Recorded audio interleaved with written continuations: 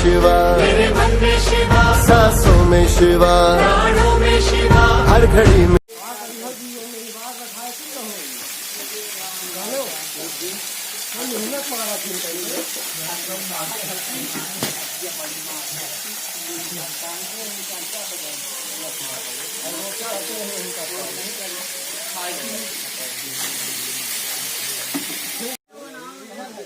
जय भोले बाबा।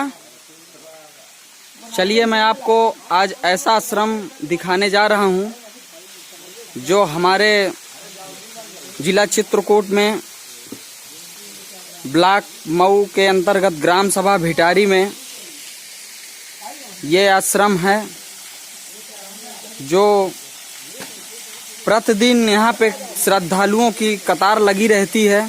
यहाँ भोले बाबा के दर्शन करने आते हैं और साथ यहाँ स्नान भी करते हैं, जल ग्रहण करते हैं। चलिए मैं आज आपको एक महात्मा जी से मिलाता हूँ। ये देखिए, एक अजीब गुफा है जिसके बारे में मैं महात्मा जी के पास धीरे धीरे जा रहा हूँ। महात्मा जी मेरे बैठे हुए हैं, मैं उनसे ज़रा कुछ वार्तालाप करूँगा। चलिए आइए इसके बारे में थोड़ा से राज जानते हैं क्या है। महात्मा जी प्रणाम। महात्मा जी, हम लोग बहुत दूर से आए हुए हैं और हमें इसके बारे में थोड़ा से जानकारी मिली, तो आज हम भोले बाबा के दर्शन करने आ गए। आप ये बताइए बाबा जी, आप कहाँ के निवासी हैं? देखिए, साधु का निवास तो पूछना पहला प्रश्न से ही गलत हो जाता है। जी जी जी। क्योंकि संत सुखी विचरंत मही जी। और वसुधैव कुटुंबकम की भावना जिस संत के हृदय में होती है वही संत की श्रेणी में आता है। जी जी। रही बात स्थान की, जी तो स्थान के विषय में जहाँ तक मुझको संज्ञान में आया है, जी, मेरे गुरुदेव परम पूज्य श्री श्री 1008 सिद्ध संत श्री नरसिंह दास जी महाराज के चरणार बिंदों की कृपा से मैं उन्हीं के मुखार बिंद से जैसा कुछ भी सुना हूँ या अन्य संतों के माध्यम से जैसा भी मुझे जानकारी आज तक हुई है, वो ये है कि ये जंगल पहाड़ तो अनादिकाल से है जी। और ये जो आकाश गंगा प्रवाहित हो रही है, बह रही है जी। जो शंकर जी के लिंग के ऊपर भाग से गिर रहा है जल जी, उसको आकाश गंगा की मान्यता स्वतः प्राप्त हो जाती है। जी। ये मैं नहीं कहता। जी। और बाणासुर के द्वारा स्थापित यह शिवलिंग है। जी। बाणासुर और रावण ये त्रेता में थे और ये दोनों शंकर के परम भक्त थे। जी। इस बात को मानस प्रमाण कर रही है। बड़ियारी में बाणासुर की राजधानी थी। जी। कोटार उसके माँ का नाम था, उसके नाम से, उसके माँ के नाम से कोटरा ग्राम आज भी बसा हुआ है।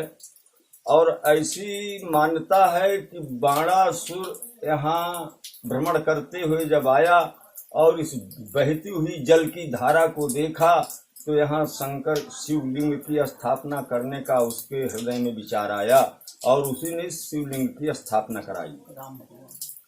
जब यह आताताई औरंगजेब हमारे भारत के अति विशाल प्राचीन मंदिरों को तोड़ता हुआ यहाँ पर आया तो यहाँ के मंदिर को उसने तोड़ा और भगवान शंकर के लिंग को भी खंडित करने का कुत्सित प्रयास किया था। लेकिन ये भोलेनाथ की महान महिमा थी कि वो लिंग को खंडित नहीं कर पाया और यहाँ से चित्रकूट के लिए प्रस्थान कर गया।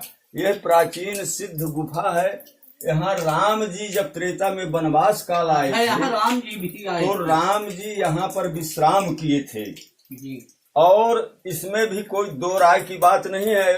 मैं बड़े दुख के साथ मुझे कहना पड़ रहा है कि श्री राम शोध संस्थान ने जो मेरे पास उसका नक्शा भी है, इसने राम जी के वनगमन के स्थानों को चिन्हित किया है और मुर्का ऋषियन का जंगल तो दिखाया है जो नजदीक 1.5 किलोमीटर 2 किलोमीटर की दूरी पर हैं और मुर्का से जो ये 12-13 किलोमीटर की दूरी पर ये स्थान है, इसको राम जी के विश्राम स्थल को नहीं दर्शाया गया। या तो ये राम शोध संस्थान इसी तरीके से न जाने कितने स्थानों को छोड़ दिए हैं, वास्तविकता को जहां राम जी रुके हैं वहां नहीं दर्शा पाए। ये देखिए यहाँ पर स्पष्ट है, सीता पहाड़ी, सीता रसोई, जनवा, यमुना, शिव मंदिर, ऋषियन जंगल, इसके बाद हनुमान मंदिर मुरका। अब हनुमान मंदिर मुरका से लेकर के दशरथ कुंड लौरी पहुंच गए डायरेक्ट कितनी दूरी पर। ये स्थान यहाँ पर है, जबकि प्रमाण मिलता है कि राम जी हमारे गांव नहीं जाते थे। राम जी हमारे या तो जंगल का किनारा पकड़ते थे या नदियों का किनारा पकड़ करके चले हैं, क्योंकि उन्होंने कह दिया था किष्किंधा में सुग्रीव से कि पूर्व न जाऊं 10-4 बरिसा, मैं गांव में 14 वर्ष के लिए नहीं जाता। तो आए जंगल की तरफ आए और राम जी निश्चित यहाँ आए और ये प्राचीन गुफा में बैठ करके वो विश्राम किए हैं यहाँ। और शायद कहना चाहूंगा मैं तो ये कहना चाहूंगा कि जिस प्रकार हमारे चित्रकूट में कोट तीर्थ हैं, देवांगना स्थान है, तो क्यों है?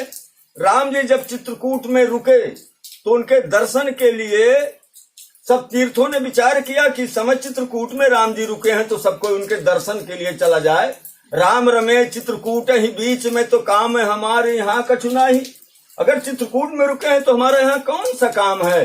तो जहाँ इंद्र ठहरा था अपनी पुत्र बधू के साथ, उस स्थान को देवांगना नाम से आज जाना जाता है। देवांगना माने देवराज इंद्र की पुत्र बधू, वो वहां ठहरी हुई थी। और जहां करोड़ों तीर्थों का जमावड़ा था उसको कोट तीर्थ के नाम से जानते हैं।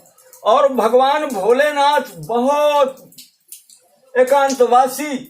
अब वहां जब तीर्थों की भीड़ लग गई तो भोलेनाथ इसी महेवा स्थान में आके आसन रमा दिए। इसी से इस स्थान का नाम महेवा पड़ा। महे माने शंकर, एवा माने उनका परिवार। यहाँ पर त्रेता काल में ही राम जी का, भगवान भोलेनाथ का उपस्थिति आज भी और पहले भी ये त्रेता से है। यह प्राचीन सिद्ध गुफा, ये सब अनादि काल से हैं। ये आकाश गंगा का जल अनवरत आज तक न जाने कितने प्यासों की प्यास बुझाता है, कितनों को यह स्नान कराता है।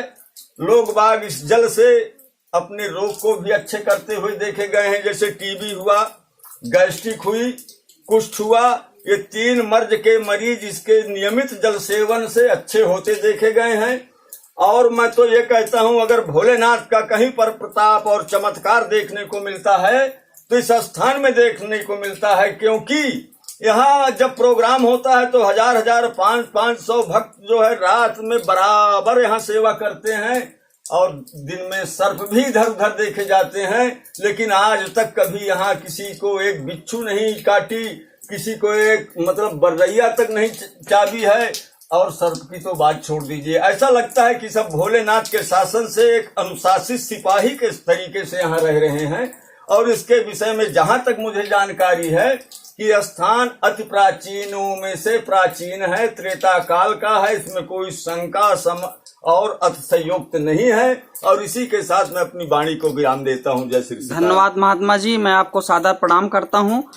और मैं आपसे थोड़ा ये पूछना चाहता हूँ कि जैसे ये जो झरना चल रहा है तो क्या ये 12 महीना ऐसे चलता रहता है? मैं बता गया कि जिस प्रकार मानव की सांस निरंतर चलती है उसी तरीके से ये झरना अहरनिश चलता रहता है रातों दिन। चाहे भीषण गर्मी हो, चाहे सर्दी हो, बरसात हो, उससे लेना देना नहीं। इसके चाल में कोई परिवर्तन नहीं होता। जबकि कभी इस चित्रकूट जनपद के डीएम श्री जगन्नाथ जी थे।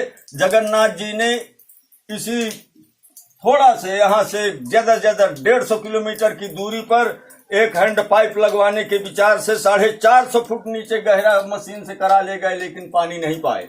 और इतने ऊपर आकाश के, इतने पर्वत के इतने ऊपरी भाग से यह जल निरंतर गिर रहा है।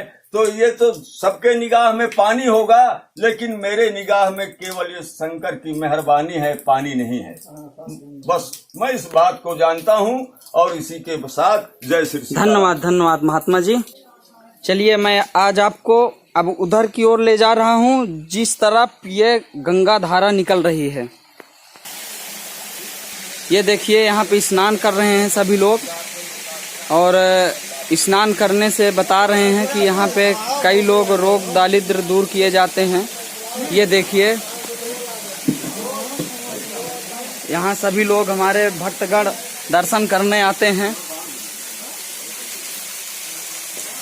राधे राधे भैया, राधे राधे। राधे राधे। मजे कर रहे हैं भैया आजकल, अच्छी बात है।